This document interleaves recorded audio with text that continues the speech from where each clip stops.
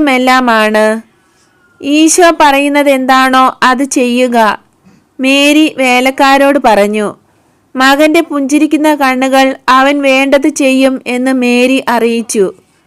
വിളിക്കപ്പെട്ടവർക്കെല്ലാം ഈശോ നൽകുന്ന ഉപദേശം ചെറിയ ഒരു മറയായി മാത്രം കാണപ്പെട്ടു. ഈശോ വേലക്കാരോട് പറഞ്ഞു, ഈ കുടങ്ങളിലെല്ലാം വെള്ളം നിറയ്ക്കുവിൻ. കിണറ്റിൽ നിന്നും വെള്ളം കോരിക്കൊണ്ടുവന്ന് വേലക്കാർ കുടങ്ങൾ നിറയ്ക്കുന്നത് ഞാൻ കാണുന്നു.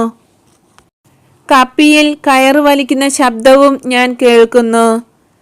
കലവറക്കാരൻ കുടത്തിൽ നിന്ന് ജലം പകർന്നെടുക്കുമ്പോൾ അയാളുടെ കണ്ണുകൾ അത്ഭുതം കൊണ്ട് വികസിക്കുന്നു. അത് അല്പം രുചിച്ചു നോക്കിയപ്പോൾ അത്ഭുതം വർദ്ധിച്ചു. അയാൾ പോയി വിവരം ഗൃഹനാഥനോടും വരനോടും പറഞ്ഞു.